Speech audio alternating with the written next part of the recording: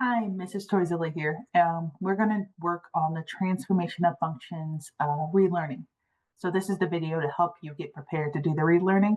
This one's a bit different. I want you to take the notes from this video, and that's what you're going to upload as your as you're showing your work, because the questions don't need paper really. All right, let's start with question 1. F of x is equal to the absolute value of x shifted 2 units to the left. So we have to just rewrite this equation, shifting it 2 units to the left. If we're moving left or right, that's horizontal. So that means the change is going to happen with the x. So we're going to have f of x is equal to the absolute value of x. And we know we're shifting 2. So we're going to put a 2 in there. Now, to the left, we have to think opposites.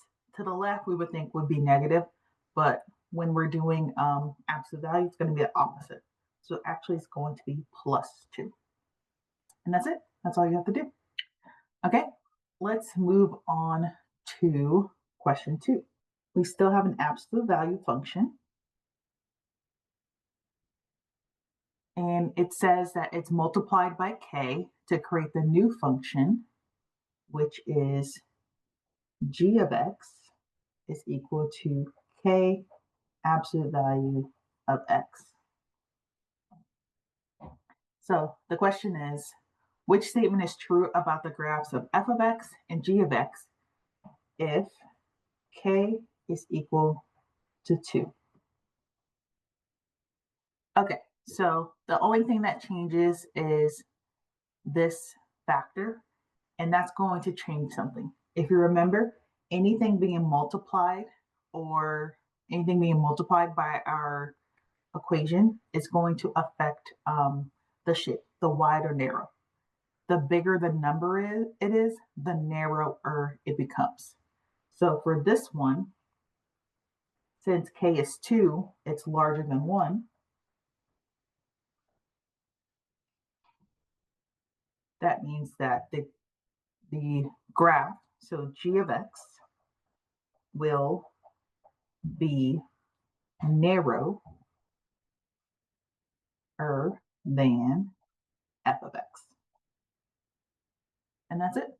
That's all you have to do. Okay, question 3 is a quadratic function. We have f of x is equal to x squared.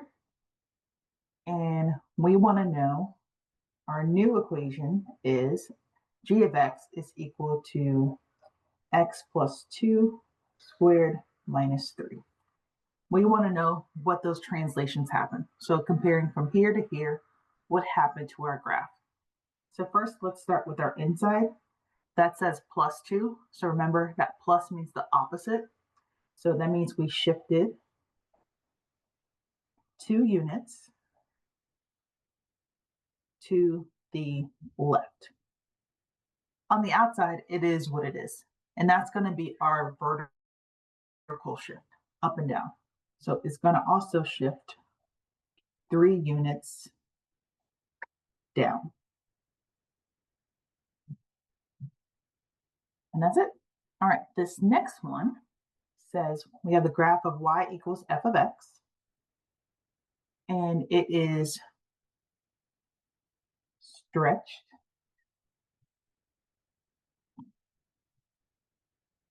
horizontally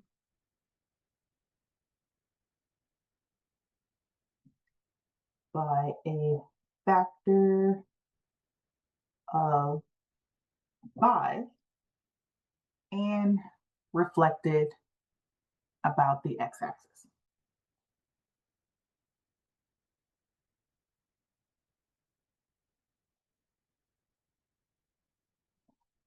Okay, so we're going to put in what it's talking about, and then we're going to see what that looks like. So y equals, it's stretched horizontally, so that means the effect is happening to the x value, and it's being reflected over the x-axis. Okay, so first let's deal with the horizontal shift by a factor of 5. So that just means we're going to That means that it's going to affect our x. So this factor of 5 is going to go here. We're going to close our parenthesis, and we're going to figure out what that number is. So remember, horizontal stretch. Oh, actually, I wrote this wrong. It should be y equals f, open parenthesis, and x. We're going to put the number here. So we are going to stretch it horizontally. So think about what that means. Stretching horizontally means it's going to be wider. To make it wider, that means our number needs to be less than 1. So this is a 5, so we just have to write it as a fraction, 1 over 5, to get that stretch. The next part is reflected about the x-axis. It means it's flipped upside down. So to flip it upside down, that means our x value stays the same, but our y changes to the opposite sign. So we're going to put our negative in the front. So our final answer is y equals negative f, parenthesis, 1 over 5 times x. And that's what you do for question 4. All right, the next one is we're given the situation and we have to create the equation for it. So we have y equals f of x, and it's going to be translated 5 units left and 2 units down.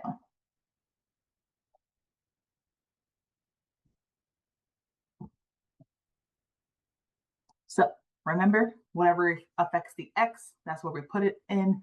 Whatever affects the y, that's where we put it in. Okay, so let's start with the x. It says translated 5 units to the left.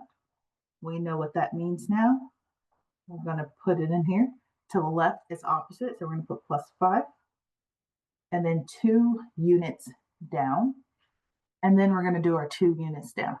So 2 units down would be minus 2 over here. But since I want it to be with the y, I'll move it over. So it'll be y plus 2 equals f x plus 5. And that's your final answer. The last problem is a graph, the one you'll have to do on your assessment. So you just have to visualize what the reflection over the x and then the y-axis will look like. We won't go over that one, so make sure you have all of this written down so you can upload it. And good luck on your relearning. Have a good day.